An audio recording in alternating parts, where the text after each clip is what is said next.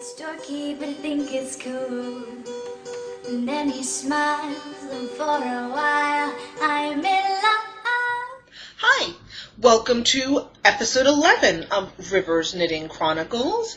I hope you've had a great week.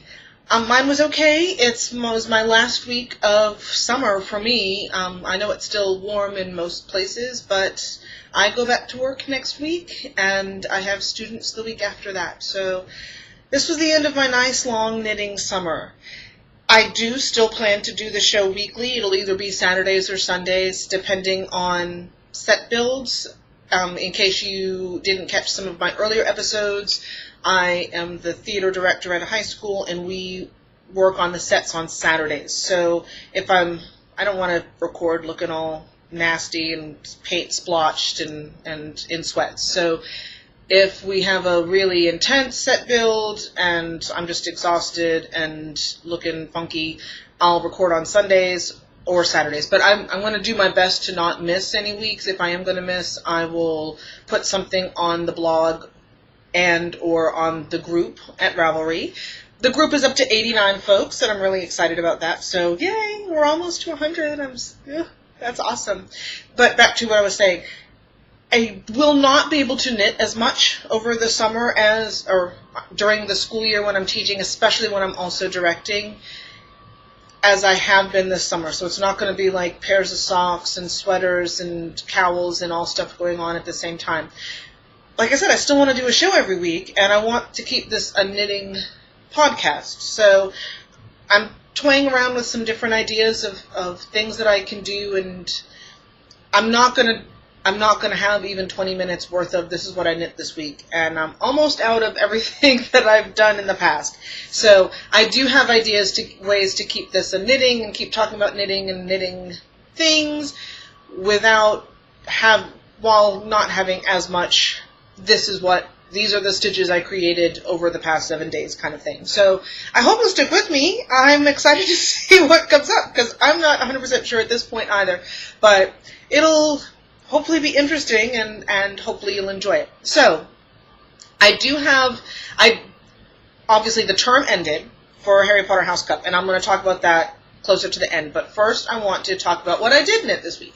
So, what I knit is something I'm giving my daughter for her birthday. Hi, Kyra. You met her back on episode 8 or 9, I believe. And anyway, she watches my show. She's one of my first viewers every week. And so I'm going to tell you, Kyra, I'm hoping that this will work.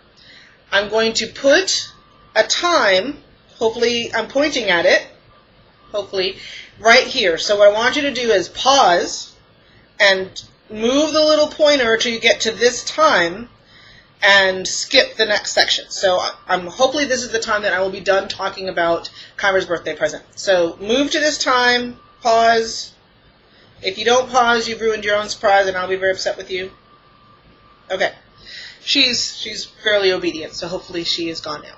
So, in case you didn't catch the hint last week, I am knitting my first, believe it or not, and the pattern has been out for forever, and there are over 20,000 people have made it, but it is my first clapetee, and it is for my daughter.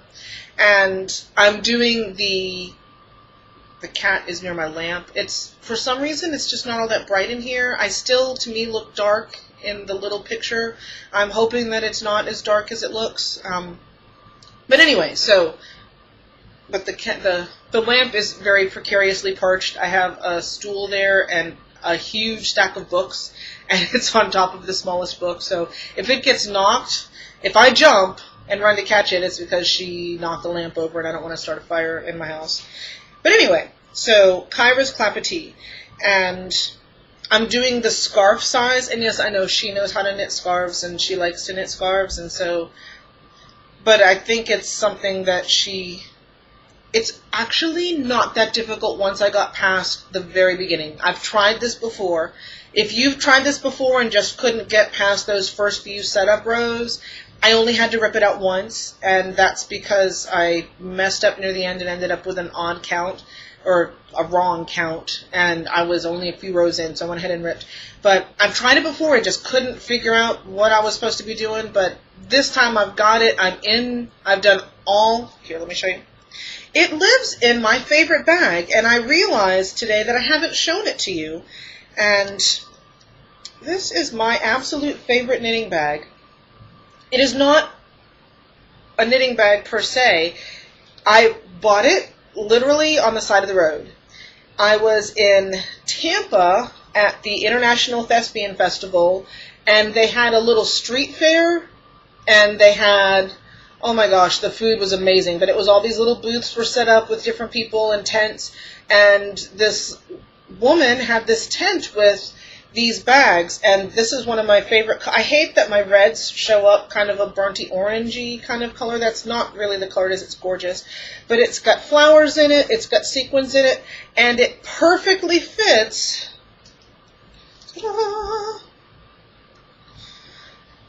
a ball of sock yarn. And you can close it up. My needles are sticking out, but they don't have to if you put it in carefully. And also, this thing is short enough that I've been out places and I can put this on my wrist and knit and have my ball of yarn right there. And it's the cutest thing ever, and I just love it. It stands up on its own. It's got this, I don't hate showing it to you because it's my absolute favorite thing in the world. Well, probably not in the world, but it's my absolute favorite knitting bag. It is the standard to which I hold all other knitting bags. But I don't know how you could get one unless you have a little lady on the side of the road. But I'm a big fan of non-standard knitting bags. I adore cutesy. I'm all about cutesy. I love young adult literature, and I love girly and cute things, and little owls and birds are great. But sometimes I want something that's a little more grown-up looking, I guess. That sounds offensive, and that's not at all how I mean it. But I just like that it's not cutesy. I like that it's kind of cool and pretty and glittery and sparkly and girly without being cutesy. And when I went back after I bought this and I started using it, I was so in love, and she had all these other colors. And so the next year when I went back literally with money put aside, not for scripts and not for, theater things. I went back with money to buy more of these knitting bags, and they didn't have the fair. They didn't have the street carnival, whatever thing that year. So every year I'm going to keep hoping to find her again. And I've also contemplated trying to make these myself, because it seems like, I don't know, I like the idea of trying it for myself. So we'll see. I have so many things I would like to do in my head. Anyway, so my absolute world's favorite, and I have some buttons.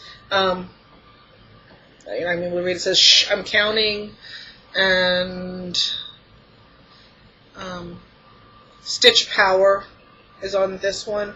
One of these I got when I ordered yarn, and one of them I got in my knitting group, which I didn't get to go to last time, and I'm not going to get to go to this time because Kyra and I have some plans. But anyway, so Kyra's Clapetee. Poor thing, she's going to have to miss like half the show. I used the pink because that's her favorite color, and I think this is a really cool. It looks a little more orange than it is there, at least to me. But it's got some baby pink in it, it's got some hot pink, it's really cool. And here is how her Clapetee is turning out so far. I've done I looked through, sorry, I've got more cleavage than I want to show. I looked through a number of other project pages to find someone who had the scarf directions. And so I don't think I'm telling secrets when I say what I did. I followed their directions, and instead of doing the number of increase repeats, I did 4.5, and then now I'm going to do twice the number of length rows or length pattern sections, so that it'll be longer and thinner than a regular Clapetee. I've actually already dropped one. Oh, it's right there, I guess. So it's not all that impressive at this point. It just looks like a lot of stockinette. But all of these markers are where all the little drop sections will occur. That's how the fabric is knitting up. It's so pretty. Like I said, I always tend to go up a needle size. I sort of regret doing it for this because these stitches to me just look humongous. But my 8s were in something. And so I realized early on that I kind of wish I'd gone one smaller, but I wasn't going to take them out for that. I thought, well, it'll be nice, it'll be light, it'll be airy, but it'll still be warm because it's wool. This is Malabrigo sock in Lights of Love. I think I'll put it on the show notes because the name of the yarn has escaped me, but it's Malabrigo sock. It's a dream to knit with. It feels great. There's just enough interest in the knitting to keep my mind a bit occupied, even though it's just kind of where you're doing the knit stitch as opposed to pretty difficult lace, and that's kind of mentally, I think, where I am. So I think it goes this way, and then it comes out.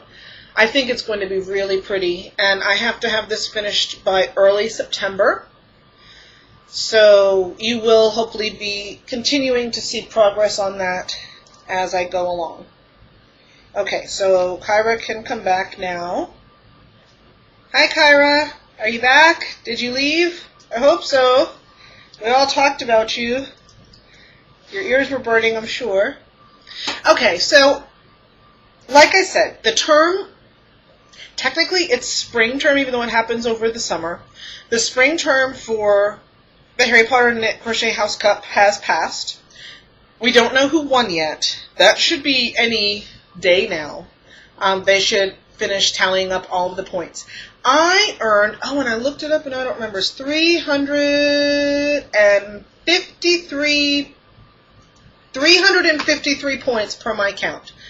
And I should be pretty right on, pretty close, because I have a whole spreadsheet, to be honest, so I try to pay attention. Sometimes bonus points are given after the fact, and so I might have missed a few of those, but it's no less than 353 points. I did get my owl in on time, like I showed you guys last week. That was the sweater. I did not get my Order of the Phoenix. I didn't even get my 25 points for the Order of the Phoenix, which is upsetting to me because I had 25% done, and for some reason I overthought myself, and so I didn't turn that in.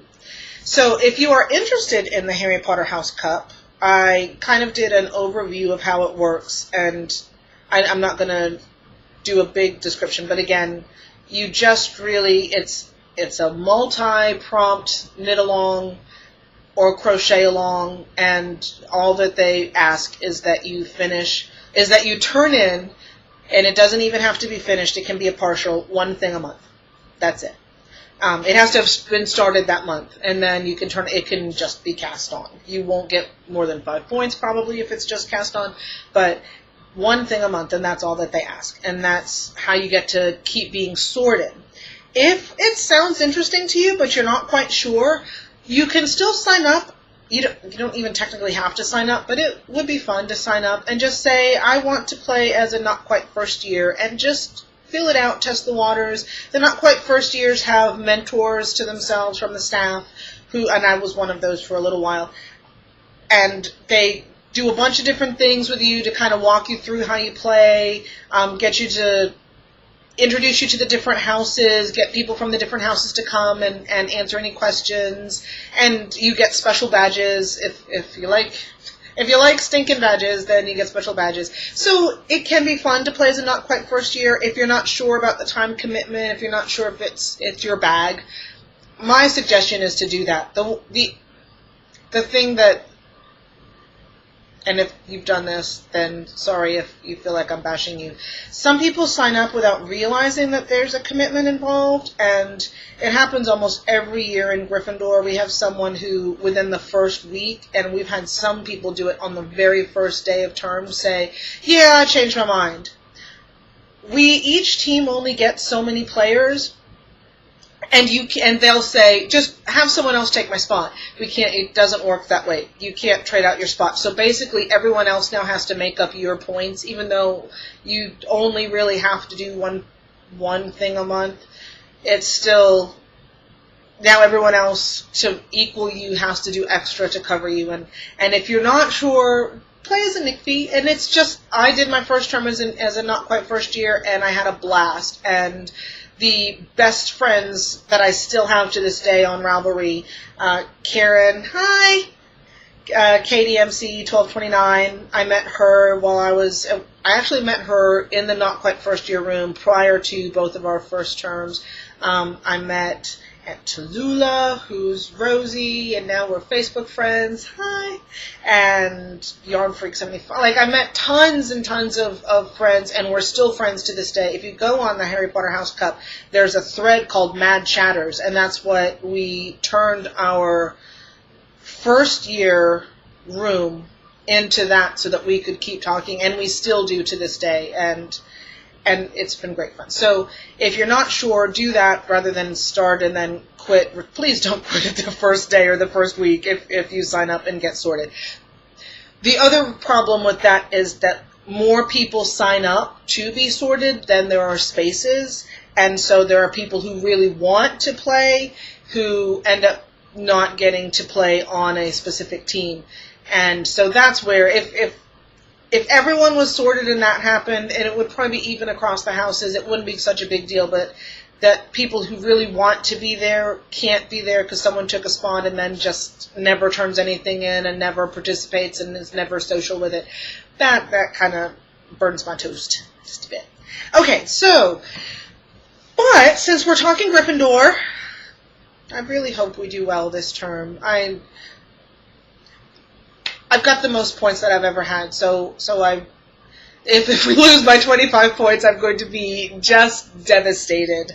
I don't think that would happen, but seriously, I will be devastated, and I'll be on here just bawling my eyes out, and you'll know, oh, they lost by 25 points. But I'm really hoping that we did well. So, I've made a few different things that are Gryffindor related. I've already showed you my Harry Potter Deathly Hallows Illusion Shawl, so I'm not going to show that again. It's on a past episode if you are interested. And I showed you my giant Gryffindor scarf that I made. That's the whole reason I learned to knit. My second Gryffindor scarf that I made is this one. And I'm going to show you front side. I got the pattern. It's called something like number 8 chevron scarf. I believe it's a feather and fan. Someone told me that when I was knitting it, and I kept saying, no, it's chevron. I didn't know what I was talking about. But anyway, it's called number 8 chevron scarf, and it is from a Debbie Bliss knitting magazine. The colors aren't quite showing up. It is red and gold. So since I live in Tallahassee, people would see me knitting it and would assume that it was going to be a FSU scarf. Living in Tallahassee makes being a Gryffindor person much easier because Gryffindor and FSU have pretty much the same colors of the red and gold with the garnet and gold. So it's nice and long. I really, really like how it looks. I did it with blue sky alpaca and silk. Here's my issue with it. I guess I have really sensitive skin because, like, I can put this on, this feels so good. I put it on my neck and it itches and I turn red and blotchy. And it makes me miserable that I can't wear it because it's really, really cute and it's perfect for Florida weather. But right now, behind you can't, kind of beside you, I have a little Harry Potter setup thing on top of one of my bookshelves, and it's got all of my novels on it. I have one of the sets that's a trunk that has all the movies in it. Fred and George used to live over there, and I have a couple of my Gryffindor knitted things as well. I also have a little doll of Shakespeare who's there, and he got there, and Shakespeare likes Harry Potter, I guess, because he just lives there now. So this decorates the area up there with my Harry Potter books and things like that, since I really can't wear it as a scarf because it irritates my neck. The other Gryffindor thing that I've made, and I think I made this for Quidditch one year, but I'm not sure, is it's the last time I attempted a Nook Cozy. Like I told you guys, I should grab that too, so you can see how ratty it looks. Not that you want to see ratty, but anyway, the first Nook cover I made a long time ago, I'm still using. It started looking rough, and so I knit this to put my Nook in. And I need to look up that. Hold on. It's actually called the Gryffindor iPhone Cozy by Rosemary Waite. And I need to switch back to you so I can see. It's a free pattern on Ravelry. I'll be honest, I can't remember what I did to make it bigger. I think I might have just used thicker yarn and bigger needles and really hoped for the best. And right here in the bottom, I tried it on the Nook and it fit. The problem is the color work, it's stranded and it makes everything draw in. And so my Nook won't go in it now and it's too narrow. So I turned it in anyway and I got points for it and I think it's super cute. If you look on the pattern page, yes, my line goes in the opposite direction, but I decided when I started I wasn't going to try to flip him. It's checkerboard the whole way around. I really enjoyed making this. It looks like I have a seam there, but I don't. It's done. I did it magic loop. And so what I'm thinking I might do with it, it's a bit long. I might like double somehow reinforce the bottom. I don't know how I would do that, but maybe darn through it or something. And do an I-cord so I could have it like a... My purse is humongous.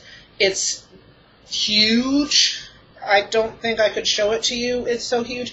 It is a Vera Bradley, and I think it's made as a laptop carrier because my laptop fits, and it's got, like, I could put my laptop and other things in there. It's so big.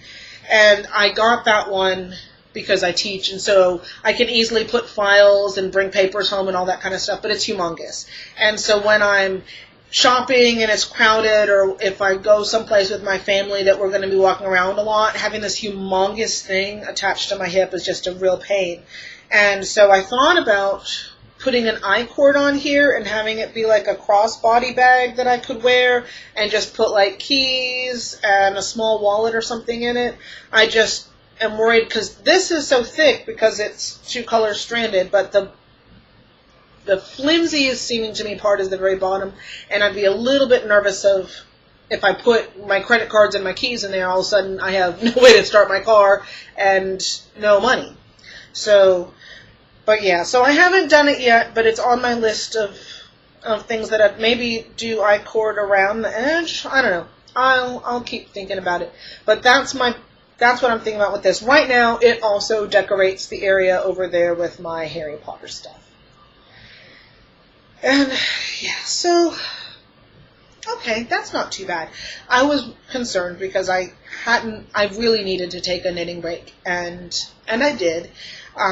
We had planned on going to a amusement park that also had an adjoining water park that's up in Georgia, and they closed for the season already, even though kids still have 2 weeks out of school, and I don't understand that. I put something on their Facebook, and they responded back, like, we hope you can come on a weekend, because now they're only open on the weekends, but then it's crowded on the weekends. We like to go during the week when the lines aren't long and all that. Anyway, so we rode down to Panama City Beach and went to Shipwreck Island, which I haven't been to since I was probably in my teens, and my husband the same way. And so Kyra went with us, so we took both kids, and we had a blast. We had such a good time. It's not a big park. It's fairly small, which was nice because it wasn't too terrible to find each other.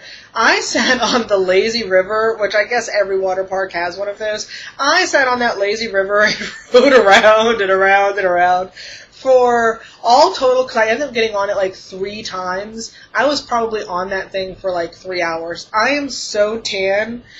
I know to you I probably look tan all the time. I didn't change my face makeup, so it probably looks about the same, but like my legs are so tan right now. And yeah, because I just rode and rode. It was fun. They had this one thing that was a giant tube that holds up to 4 people, and so we're a family of 4. So it was something rapids, and you went up on curves, and it went up and banked and spun and dropped, and that was a lot of fun, and all of us did that together, and so that was great. There were a number of really fast, there's one that's like a tree drop one. I didn't do that. My husband did. Liam climbed to the top of it. It was so high. He climbed all the way up, got up there and said, nuh-uh. And he climbed all those stairs back down, poor thing. We did a couple of other rapid tube things that we rode down, and that was fun. There's one that it's rapids like that, and Kyra kept saying, you might get stuck. I got stuck. You might get stuck. They've got people in there who help you if you get stuck, but there's a few places you get stuck that didn't have helpers. And I was like, okay. Well, she kept getting stuck, but I wasn't getting stuck until I would bump into her so that she could get unstuck, and that would get me out of the stream. And so then I'd have to sit there till someone else came down and smacked me so that I could. So it turned into like bumper water slide. It was still fun. I was like, Cara, get out of the way, stop, get me stuck. And there's this one part. Sorry to talk so much about this. I don't have any other knitting stuff, so if you're not interested, thanks for watching. But anyway, so there's this one right before the end, and you're about to go down this huge, steep drop slide into the pool at the bottom. And there's like a waterfall right there. And because she was stuck, I bumped her, she went down the slide, and then there I sat. And there's no way to like maneuver yourself. That's part of why you get stuck, because there's no way to move around really, because you're in this big tube. But the waterfall was right on my face, and I'm like, I can't breathe, I can't see, oh my gosh. And then this other kid came up and smacked me. I went down the slide, then he got stuck. And we were in the pool at the bottom and walking around bringing our tube. It was a long time before I guess someone came and finally knocked him, and then he came down, and then 4 or 5 people in a row started coming down pretty fast. So anyway, it was a lot of fun. We had a great time. If you're around and you haven't been, when I was little, there used to be something called Miracle Strip Amusement Park, and Shipwreck Island was right across the street, so a lot of people would do both in one day. Miracle Strip closed years ago. Somebody bought it because they wanted to put up condos, like Panama City needs more condos, and then did nothing, and so the park closed for no reason. So a lot of people, and I had just kind of assumed that Shipwreck had closed with it, that they had done both, but they didn't. And so Shipwreck is still there. It's a whole lot of fun. If you haven't gone and you're close enough that it's worth the drive if you're close enough to go, and it's still there, and we had a blast. The only thing that might annoy is they play country music. That's all they play is country music. There's no variety. It's all country. And so if the country music would annoy you, then yeah, that would be a reason to skip it if it would really, really bug you. But other than that, I could tune it out. And there were a couple of places where I really couldn't hear it. And there are a couple of songs that I kind of liked. So I'm generally not a country music person, but every once in a while there's a song that I like. So there were a few that weren't bad, but most of the time I could kind of tune it out, or there are certain areas where you just can't hear it. So anyway, this is way long for 3 things to be shown, so I'm going to go ahead and go. If you would like to reach me, you can follow me on Twitter. I am River Cameron. You can find me on Ravelry. I'm River Cameron there. And the group is also called River's Knitting Chronicles. We're at 89 members, which is great, and really happy about that. I will be on Ravelry. I wasn't on Ravelry much this week because it was a busy week. My husband had taken the week off. We went to the water park. I did a lot of back-to-school shopping and all of that kind of stuff. But things will be settling down again, back into a good routine, and I should be over there quite a bit.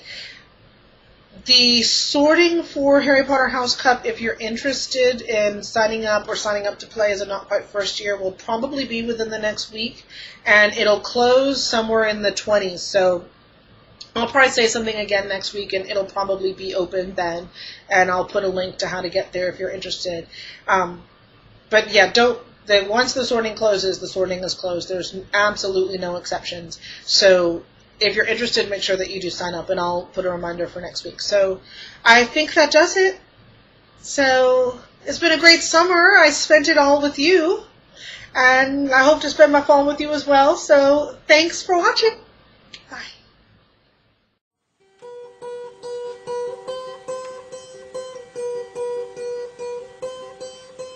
I boy named Samson. He doesn't know who I am, and he's got thick brown hair, blue eyes that stare into your soul. He makes me feel so pretty, like I'm the only girl in this city.